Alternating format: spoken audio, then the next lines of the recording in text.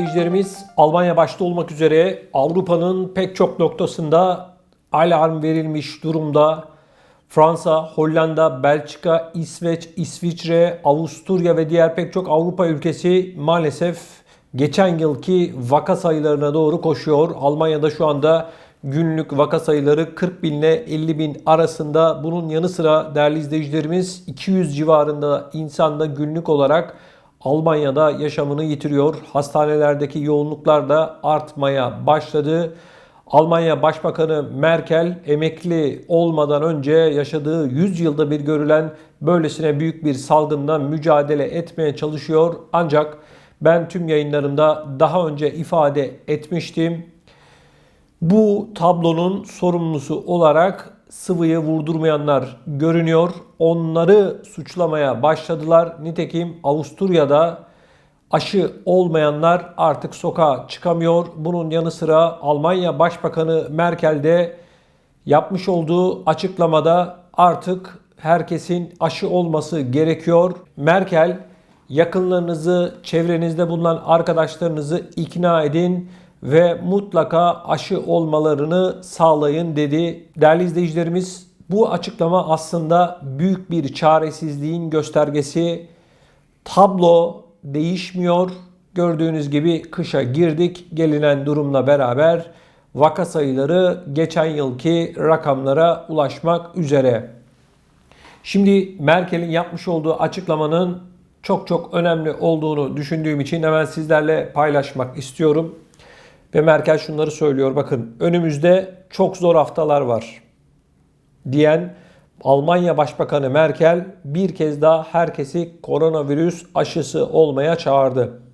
Bir yıl önce de durumun çok ciddi olduğunu ancak şimdi aşılara ulaşma imkanı bulunduğunu belirten Merkel, bu olanağı hemen kullanmalıyız, hızlı bir şekilde kullanmalıyız. Sizden rica ediyorum, siz de katılın ve yakınlarınızı, arkadaşlarınızı ikna etmeye çalışın dedi. Her koronavirüs hastasının en iyi şekilde tedavi edilmesi gerektiğini ifade eden Merkel, her hasta için de hastanelerde yer ve personel olması gerektiğini ifade etti. Merkel, ancak tam da bu koronadan ağır şekilde etkilenen bölgelerde mümkün değil. Ancak bu durum koronadan ağır şekilde etkilenen bölgelerde mümkün değil. Üniteler dolu ve hastaların başka yerlere nakledilmesi gerekiyor.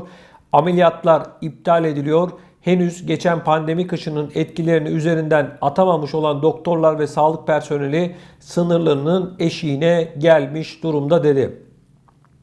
Değerli izleyicilerimiz, Almanya'nın en önemli sağlık kuruluşlarından bir tanesi olan Berlin Charity'de maalesef acil durumlar haricinde artan koronavirüs hastaları nedeniyle ameliyatlar ertelenmiş durumda ve bu ameliyatların da ne zaman yapılacağı belli değil. Çünkü önümüzde Almanya'da daha da sıkıntılı bir tablo var.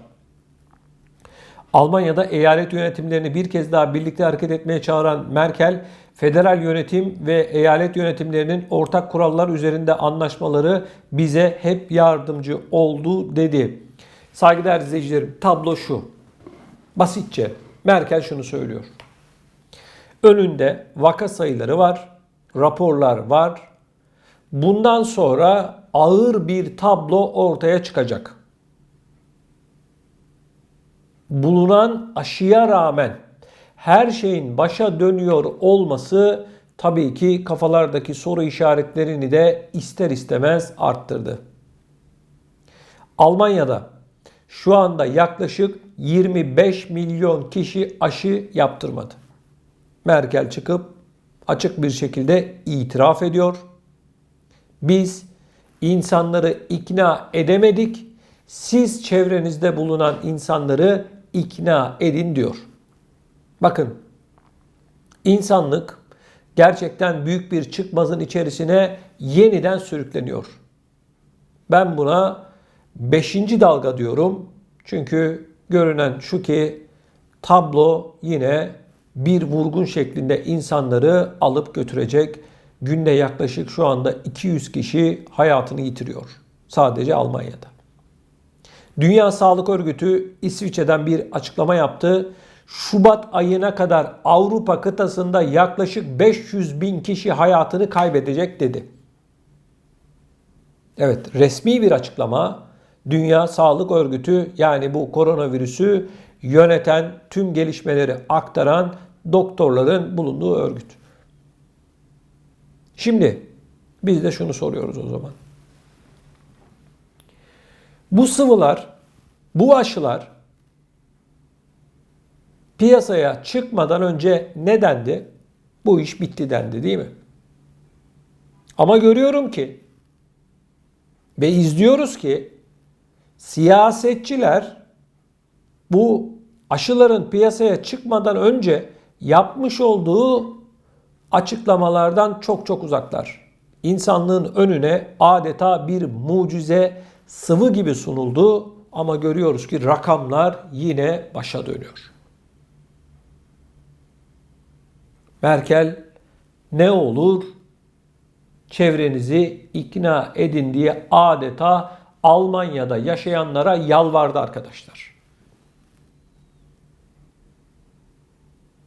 Şimdi bu 25 milyon insan neden aşı olmuyor sorusunu cevapladığımızda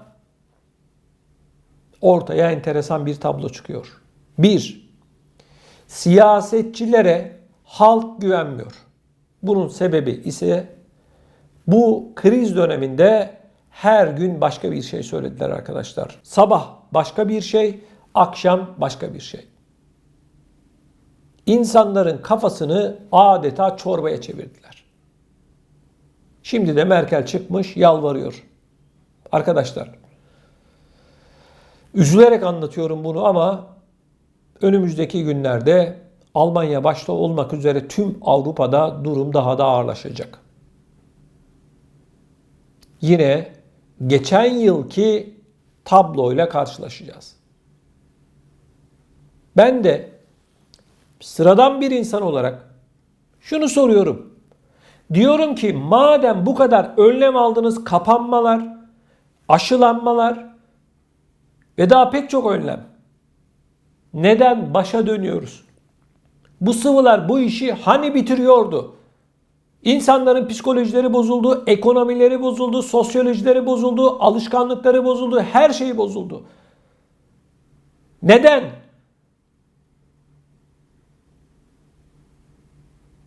İnsanlar uçağa bindirilmedi, insanlar evinden çıkamadı, insanlar oraya gidemedi, buraya gidemedi, yok bilmem ne kodu dendi. O zaman ben de soruyorum. Neden başa dönüyoruz? Alınan bu tedbirler neden insanlara bir fayda sağlamadı? Neden?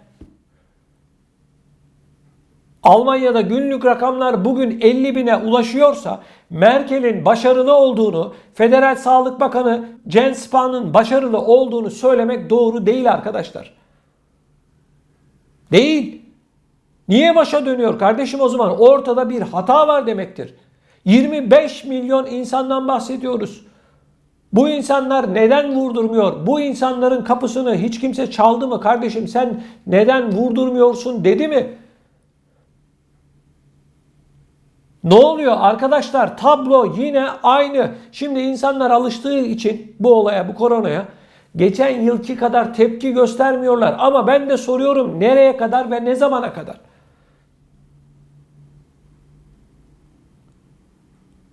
Arkadaşlar, ne oluyor? Bir oyun mu oynanıyor? Perde arkasında bir şeyler mi saklanıyor? Rakamlar bu kadar hızlı bir şekilde artıyor ama bu bilim insanlarımız, siyasetçilerimiz ne yapıyorlar diye soruyorum ben. Bu nedir arkadaşlar? Bu daha ne kadar sürecek? Sıvı dediler, insanlar, milyonlarca insan sıvıları vurdurdu. Şimdi yeniden başa dönülüyor. Ben daha önce açıklamıştım. Bu sıvıyı vurdurmayanları günah keçisi ilan edecekler demiştim. İşte buyurun. İlan ettiler bile. Avusturya karar aldı. Aşı yaptırmayanları sokağa çıkarmıyor. İşte niye çıkarmıyor? Günah keçisi sensin diyor. Hani zorlama yoktu, hani zorunlu değildi, hani insanlar ister olur ister olmazdı. alınan bu karar ya da başka bir ülkede alınacak olan benzer kararlar insan haklarına, hukuka uygun mu diye soruyorum. Saygıdeğer izleyicilerimiz, bakın oyun büyük, salgın büyük, olan hastalananlara, hayatını kaybedenlere, yakınlarına oluyor arkadaşlar. Birileri izliyor. Tablo gerçekten çok çok üzücü. Önümüzdeki günlerde hani gerçekleri bilmek gerekiyor arkadaş. Bu felaket tellallığı falan değil. Gerçekleri bilip ona göre hazırlıklı olmak, önlemi almak gerekiyor. Bunun için anlatıyorum ben zaten bunları. Merkel çıkmış halka yalvarıyor arkadaşlar. Almanya Başbakanı yalvarıyor. Biz anlattık kardeşim, dedik ki siz bu krizi yönetemiyorsunuz. İnsanlar size güvenmiyor ve güvenmediği için de bu sıvıları vurdurmuyor dedik. İnsanlar sokaklara döküldüler. Berlin'de, Hamburg'da, Frankfurt'ta, Köln'de bu alınan tedbirleri protesto ettiler. Sadece Almanya değil, tüm Avrupa'da. Hiç kimse bu insanları çağırıp sormadı. Kardeşim sen ne istiyorsun diye bir kişi karşısına alıp konuşmadı arkadaşlar. Tablo bu. Bundan sonra bakalım neler olacak. Siz bu konuyla ilgili ne düşünüyorsunuz? Lütfen videonun altında bulunan yorum bölümüne yazarak bizlere iletin. Söylemek istediklerinizi lütfen yorum bölümüne yazın. Ben biliyorsunuz bunların hepsini tek tek okuyorum. Sizlerden bir diğer önemli ricam ise daha fazla insana ulaşabilmemiz için mutlaka bu videolarımızı beğenmenizi, like atmanızı ve mutlaka kanalımıza abone olmanızı sizlerden rica ediyorum.